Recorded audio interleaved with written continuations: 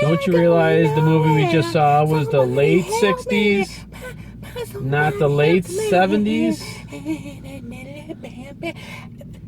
You know what? It doesn't matter. The clothing never goes out of style, baby, no matter what decade. Oh, look at who much that's there. No, we won't. Nice. Hey, you want to know what? You stick to doing your job. You stick to being my stunt double. Okay. Stunt double? Yes. Me? Yeah, you. My stunt double. And right here we have the haunting of Sharon Tate right here, guys. Not a great movie. It was just okay at best. I mean, I thought they did more with Hilary Duff and, the Charles Manson stuff. I mean, it's based on a true story, but, God. Oh, man, my arm. Jesus. God, this is difficult. Oh, man. Where the hell is John here? John! What's wrong? What's wrong? Where the hell were you, John? I was over there looking at records. I'm over here filming the Blu-rays and DVDs. I'm slaving away. God, and all you're standing over there. Will you help me, for God's sakes? My arm is so tired. Oh, God. Yeah, sure. I will help you out. I will help you out right now. Okay, now get in there. Pick it up. Well, come on. Do it. Now, as you can see, guys, the haunting of Sharon Tate right here. You got Hilary Duff. You got that. Turn around, very nice and all that. See, now you're getting it. Now you're doing it. Good. Finally. I do carry the load. Okay, look. To be fair, as long as I'm the star, we're okay here. As long as I'm the prime star here, okay, and you stay in the background, everything is a-okay. Because I gotta keep my reputation. You know what I'm saying? I do know. Yeah. So with my help, stunt double. Minimal. Yeah. Minimal stunt double. Minimal at best. The star. Me.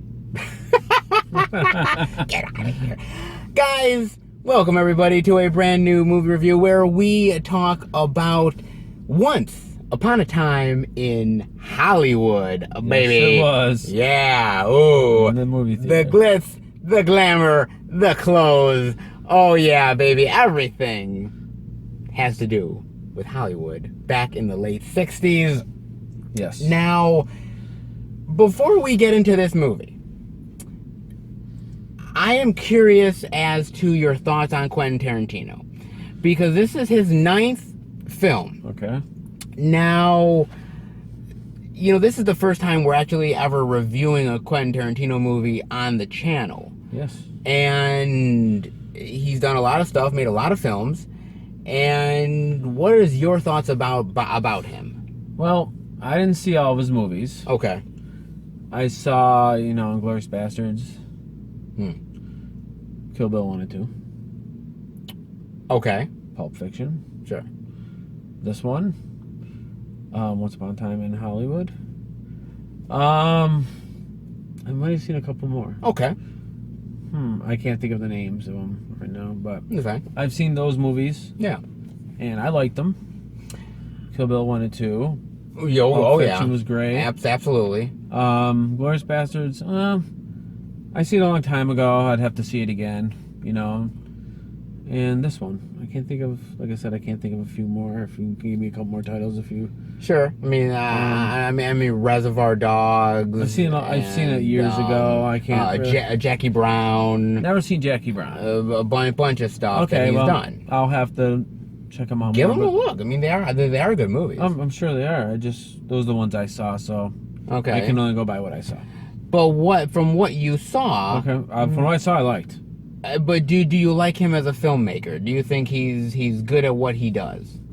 So far, from what I saw. From what you saw. Yeah, from what I saw, I liked Pulp Fiction a lot, and Kill Bills were great. I thought he's a director in my mind who I think has his own unique style, unique storytelling, unique dialogue.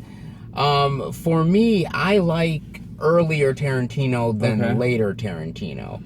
For me, the split sort of happens at, dare I say, the split happens probably when he did the half of Grindhouse there. Okay. When he did, what were they? Death Proof and I didn't see those, but I didn't know of them. One. And like before then, I thought, you didn't like them.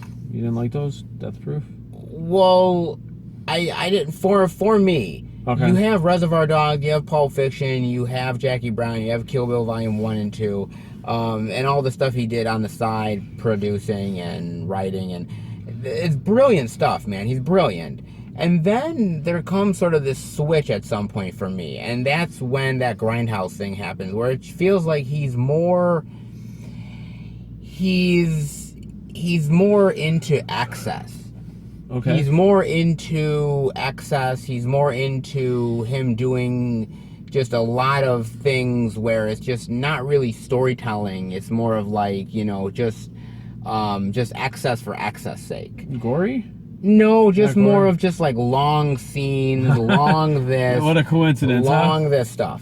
Oh, we'll get to that. We'll get to that. But, you know, I liked a lot of Inglourious Bastards. I thought that was not bad. I am not a huge fan of Django. I know that's kind of a controversial thing to say. It's a controversial thing to say. You don't like it. It's just one of the things I don't like.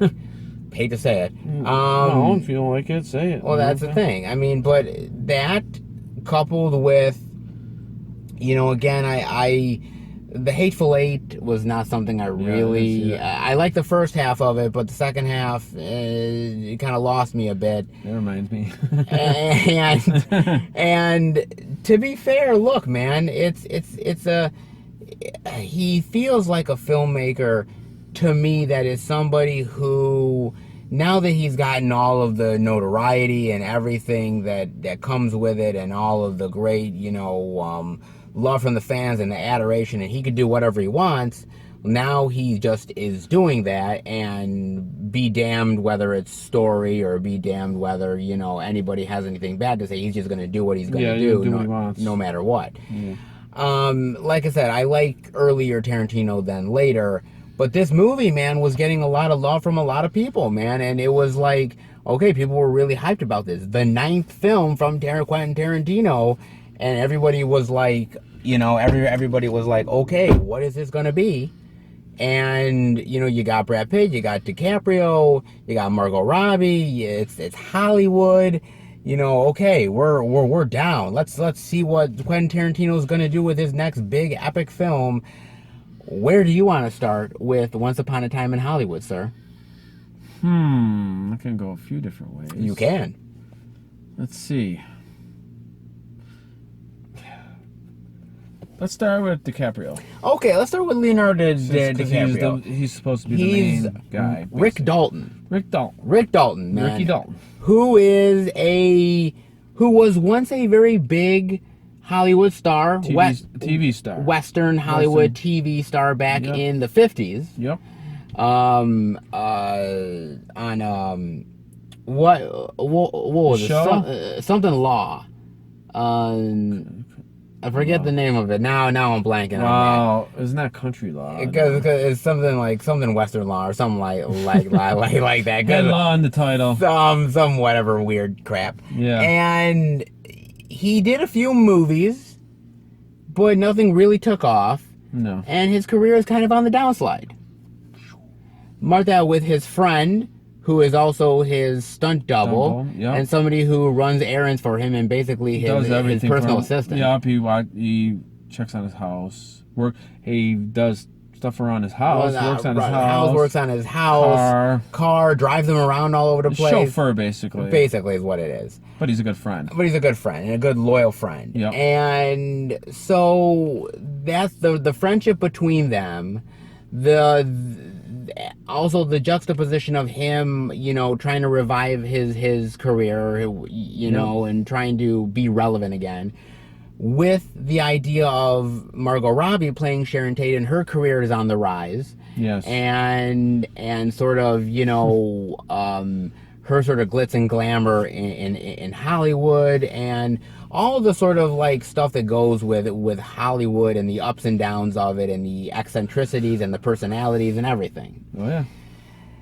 What'd you think of the acting and the characters, sir? Characters, Brad Pitt was great. Oh, Brad Pitt was awesome, man. I love Brad Pitt. DiCaprio was excellent. It was great. Acting was great. Acting was great all around, and even from the side players, whether you had cameos from Kurt Russell or Kurt's always great. Kurt's always great, baby. Yep. I forgot he was even in it until they showed him. Yeah, I know, right? Like, oh, Kurt. Stunt man, you Tango know. or Cash, I can't remember. Was he Tango? Cash. He was Tango, right? I think he was Tango. Okay, I love the movie. Okay. Sorry to go out there, but I just think of how great Kurt Russell is and what movies are in. Kurt Russell's awesome.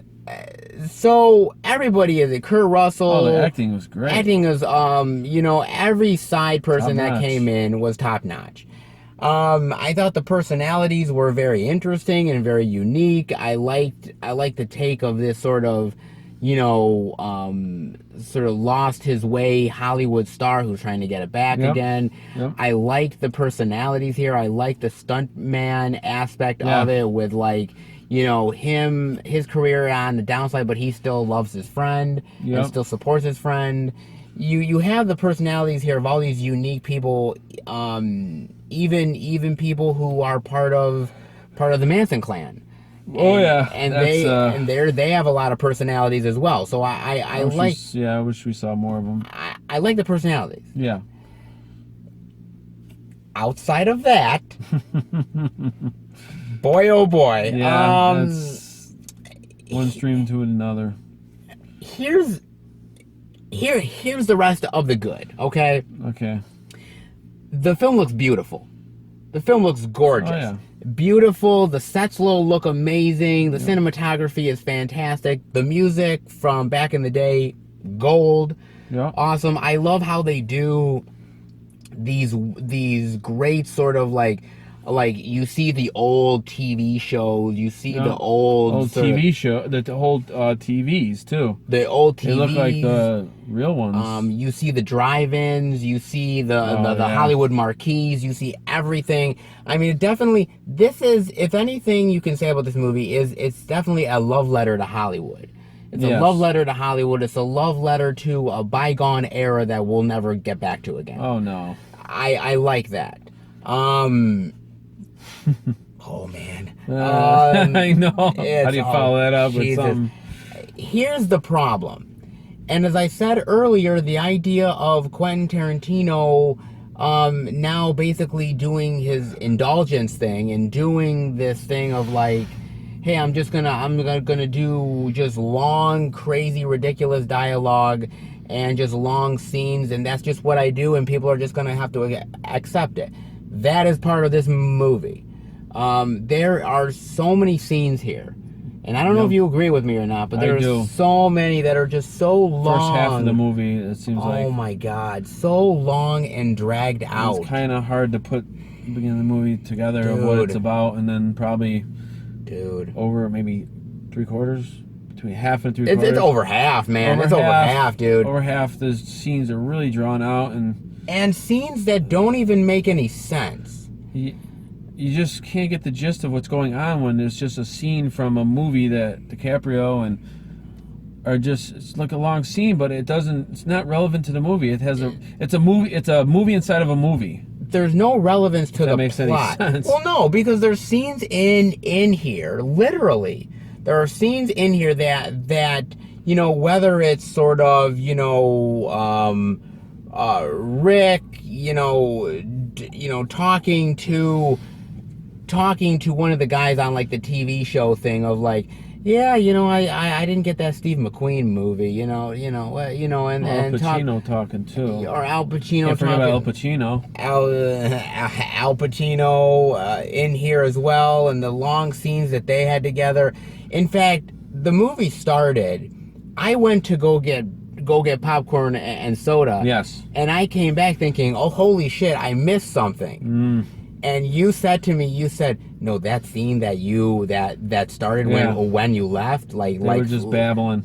Yeah, and I left for 10 minutes. That scene that started, that scene's still continuing. And Yeah, I'm like, holy shit, really? Yeah. That is what you're getting here, guys. You're getting long, dragged out scenes here that, in a lot of ways, just really feel sort of just like blah, like long drag. I was thinking to myself, when is this going to kick in so I can understand it?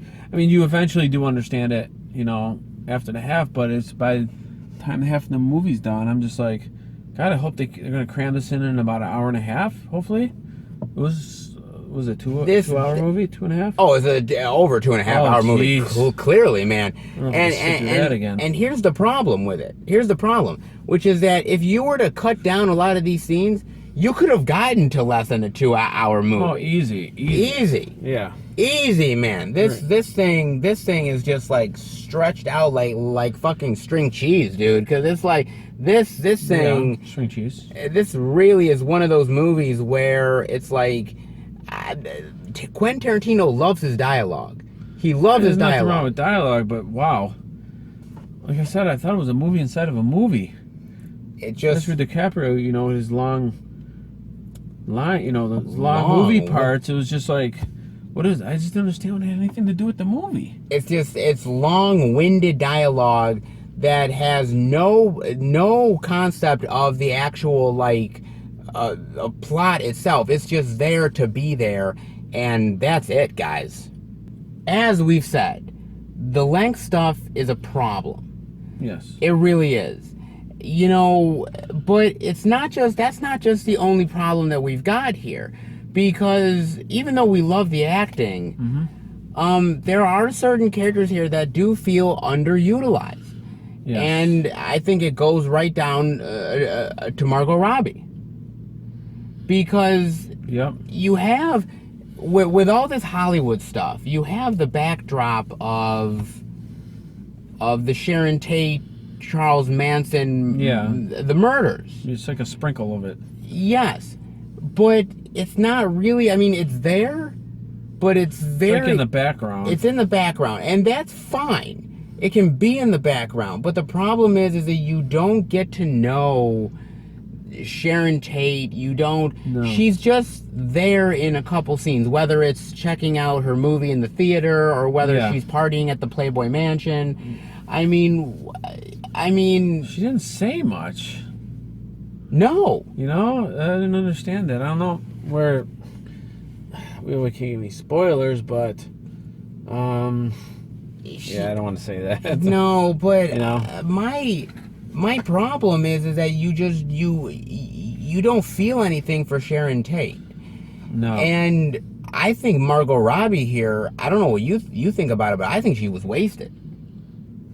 Yeah. I don't think there was a purpose. I don't think there was a purpose of having it. No. I really agree. I really didn't. I mean, especially at the end, what happens at the end, and of course we won't spoil it, but no, I'm just kidding.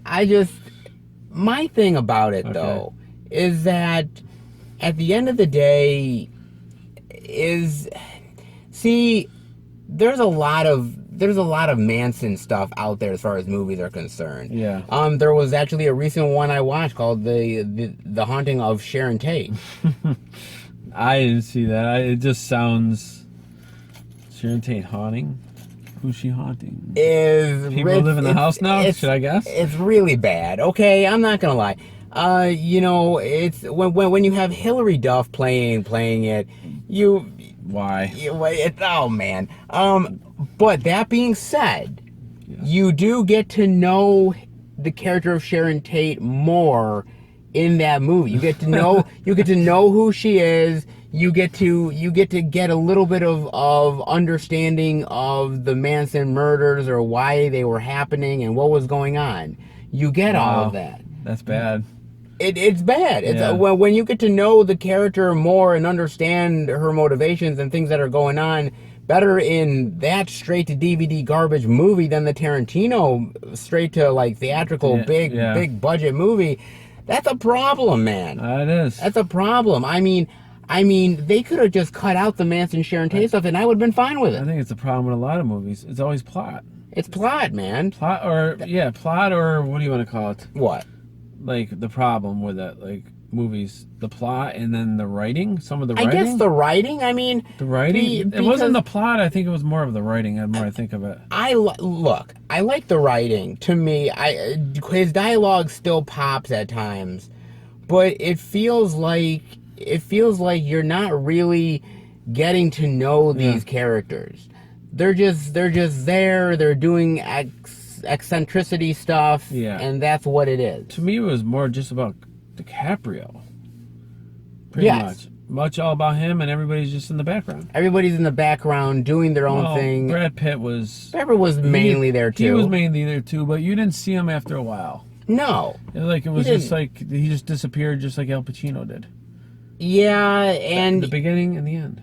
Well, even then, like there's huge chunks of scenes where you spend literally 20 minutes with a character like DiCaprio, and then eventually you get back to Brad Pitt. Yeah, it was eventually. It was 10 minutes of him doing a scene in the movie for 10 minutes straight. There's a whole, in fact, there's a whole scene, right? Yeah. There's a whole scene where he's playing the bad guy in this Western pilot show, right?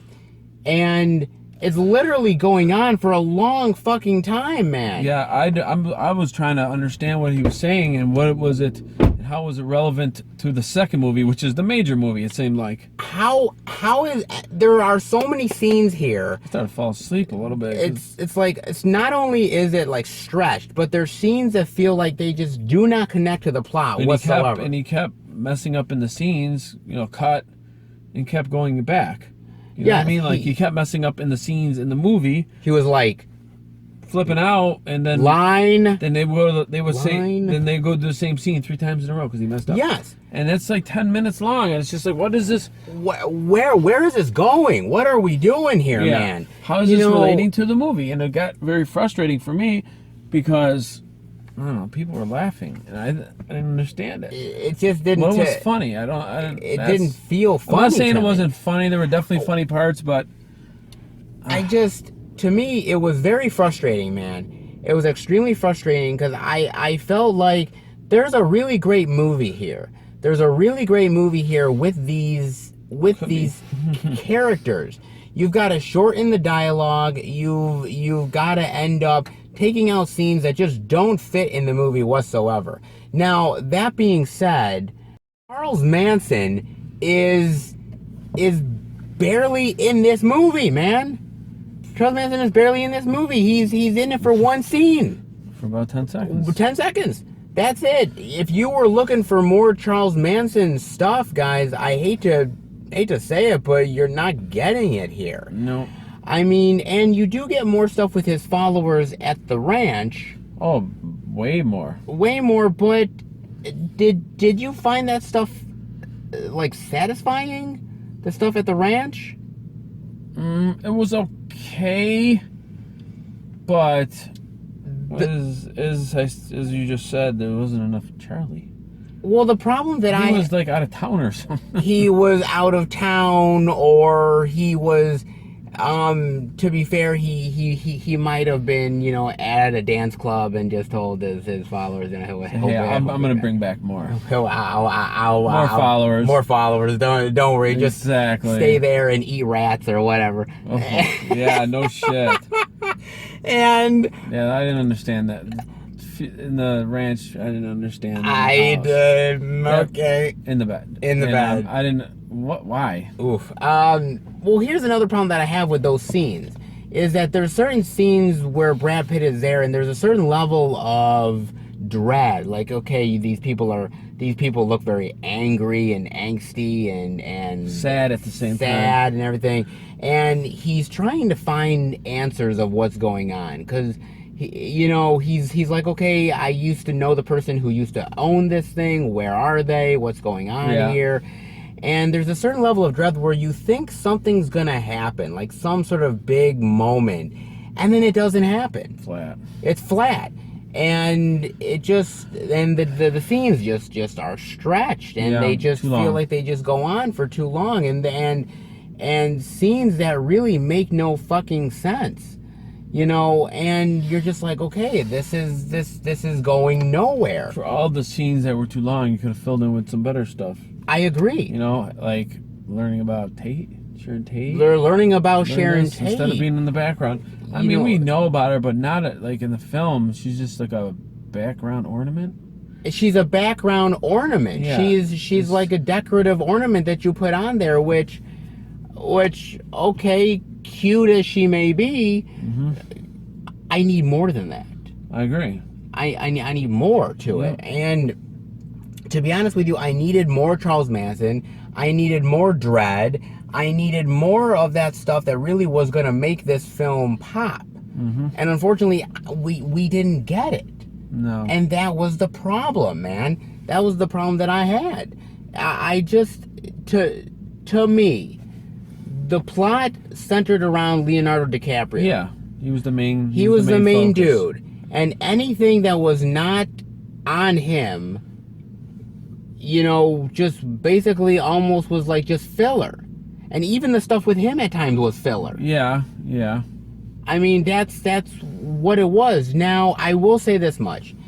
The ending to this movie Very good. was extremely good. Yeah. We won't spoil it, but you talk about blood and you talk fire and and comedy and everything. Oh, yeah. It worked. The third act, or the last part of the third act, worked really well. Yep. But the problem is that does that solve the rest of the movie's problem? I mean, once it started making sense. Yes. Towards 3/4 or half, I did start liking that. But I thought it was too late in a way. It was too late in the game. It was like the first part of the movie was just so boring. And by the time, you know, the middle started coming along, I was losing interest, I'm not gonna lie. And then I started understanding what they were talking about. And it all came together. And then I'm like, okay, this is what I've been waiting for, but I've been sitting there for over an hour of just going like, what the hell is this about? It's too little. Too mumbo jumbo. It's just like too many things were going on at once that didn't make any sense. Like DiCaprio. Pitt was doing something. Yes. Sharon Tate was doing something. And it was like, I was trying to figure out how I would think everything would connect. Yes. And it did in a way, but you just had to figure it out later. I don't understand why. A couple movies I've seen lately, I don't know if I want to mention them, but we did a review on one. Yeah. And for me, it's towards the end of the movie, I'm starting to understand what's going on. Maybe it's just me, but I'm so confused. I want to learn during the whole movie what's going on. It's too little, too late. Yeah, for me, yes. And but I mean, the ending was great, like Seth said, and I did kind of forget about the rest, but I just wish a few more things were answered. The problem that this movie has is that this movie ends on such a high note, and it really does. It does. That I think people leave the theater forgetting everything else that happened. First hour of it. Because they leave that theater like, oh man, Once Upon a Time in Hollywood killed, man. You see that ending? I did. They forget about the rest of the movie, and that's the problem. I'm not, because I know what I saw beforehand, and beforehand, either A, didn't make sense, too dragged out, or there were certain characters or scenarios that either didn't get enough time or were completely wasted. Yeah, useless. Yes. Yep. I mean, that's the thing about it. Yeah. I mean, you know, I like Quentin Tarantino. In fact, I love Quentin Tarantino. He's a great director. He has a lot of really great style, and sometimes he has a lot of really great substance. But there are times when I think it's more style over substance, and I think this was one of those times. Okay. What is your final thoughts and grade rating on Once Upon a Time in Hollywood? My thoughts. It's two different movies in one. It is. You know, and the second, you know. Well, let me ask you this. Okay. before you went into this movie, did you think to yourself, because the description of it, okay, it's part of the Sharon Tate, Manson stuff, did you think to yourself, okay, we're gonna get, a Manson Tate kind of story? Because I think Manson was an idiot, but it was an interesting story to see how people listen to him. Yeah. And he never actually did the killing or anything like that. They listened to him and they did what he said. So I thought that was kind of interesting to see behind the madness of what happened. Sure. And going into it, I thought maybe we'll see that. But just not enough. I don't want the whole thing to be about it. No, but it was there, but it was in the back. It was in the background. It was in the far background. It was in left field. Yes. It was just like lingering in the back behind DiCaprio and Brad Pitt. So, grade rating.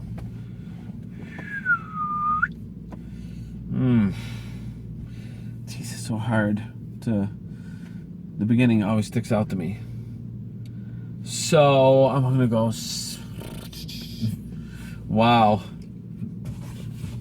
This is a tough one. It's a very tough one because there are things to like about this. Because if I think of something, if I want to go to a low grade rating, then I think about how great the ending was, and exactly how where you have such a movie that is so sort of just average and just okay and sometimes lifeless, and then you get to that ending and it's like, boom! It's like it's like the heart jumped. You know what I'm saying? Okay, I'm gonna say C minus. C minus. Yes, because the 3/4 the end of the movie was really good, and I just how people you said people wanted to forget about the beginning. Yes. I didn't, but I just went with what was on the screen going, and it started getting better. Man, it started making sense to me. It started, but that was like over an hour and a half. Yeah, I know. Into the fucking movie. The minus is for the second part of the movie. Okay, fair enough. Because I was gonna give it a C. Yeah.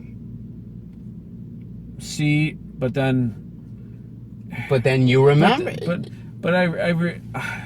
The minus is for the second part of the movie because it did get better. It did get better. Look, I did like the ending. It was funny. The ending was funny, and the ending was funny. It was humorous. It was violent. Went into a different way than I thought it was going to go. And okay, that's fair enough. The movie goes in a. I'll just put it this way: if you guys remember *Inglourious Bastards*, that ending in *Inglourious Bastards* that switched up sort of the historical timeline stuff. Let's just say that happens in some ways in this movie as well. It's called Once Upon a Time in Hollywood, meaning that Once Upon a Time is always in fantasy books and everything. Oh, of course. So just keep that in mind, guys. Yeah, it was opposite of what I thought. Opposite of what we thought was actually going to happen. Which is fine. And it worked, to be fair. Yeah. It worked. It really honestly did work. Yeah. My problem... Again, is in the beginning. It's not just the beginning. It's pretty much the whole fucking movie, man. Yeah. It's just like even when they cut to get to the ending, and they cut, it takes a little while after all the events have you kind of predicted happened. What was going to happen. And I'm thinking to myself, have you set up the ending well enough with all of these characters to make me care? And at the end of the day, I don't think... Not for you. No, not for me. Yeah. I don't think you set up everything with Sharon Tate. I don't think you set up everything with... There was no setup for her. There was no setup for her at all. There was setup for DiCaprio and Pitt, but at the end of the day, it was... The Manson stuff was there, but the Manson stuff was in the background. Yeah. And when it finally comes to the forefront, you didn't do enough with it to actually get to that point. Yeah. Again. So what's the score? Look. I'm looking. Tarantino is a great fucking filmmaker. I love a lot of his work. Could I say this is the worst thing he's ever done? No. I think the worst thing is still that part of that Grindhouse double feature, which I don't really care for. Okay. But I think this is on the lower end of the spectrum for him. Okay. I do. I just wish he would have shortened things up, made things more better to the plot. Tarantino can do it. He's done it before. Yeah. But this just was not it for me.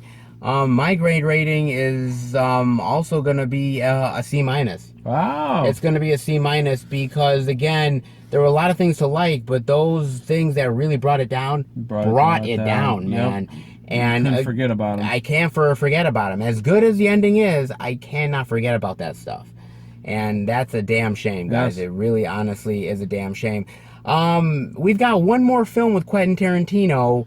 We don't know exactly what it is yet. There's been talk of maybe it's going to be Star Trek. Yep. Which, that's what I heard. That would Rated be R Star Trek. really weird. That would be really weird. Jeez. Rated R Star Trek? Oh my lord. Really odd, guys. Yes, it is. But you never know. Whatever he does, he just has to hit it out of the ballpark, and people are really going to remember him as a fantastic filmmaker. I just don't think this movie is exactly that. Okay. I don't think so at all, guys. Sorry, hate to say it. It's a controversial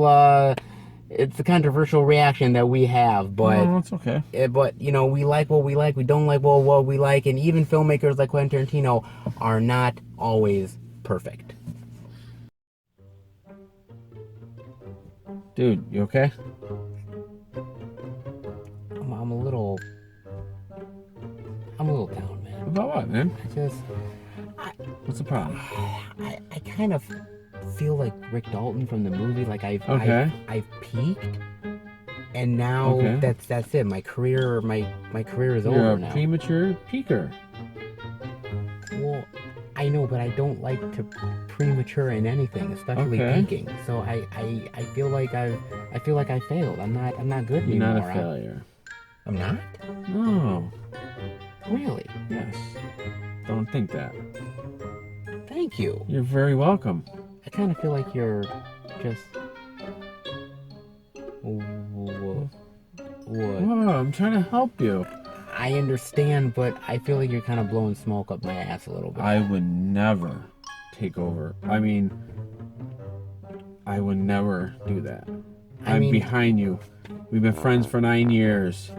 As your stunt double.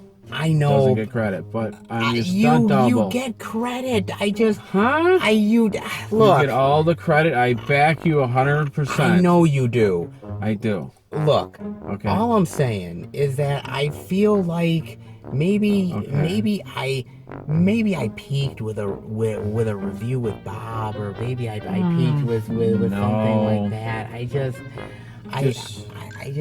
I lost the magic. The magic's gone. The magic is there. I'll take over the magic. Maybe you'll do a better job than me. I will take over for you. Maybe you will. I'm sorry. I think I'm just gonna... Okay, you go think about it for a while. I'm gonna ride off into the sunset, guys. I'm done. My career's Put your over. sunscreen on so you don't burn to the sunset. And I will take over, and I'll talk to you later.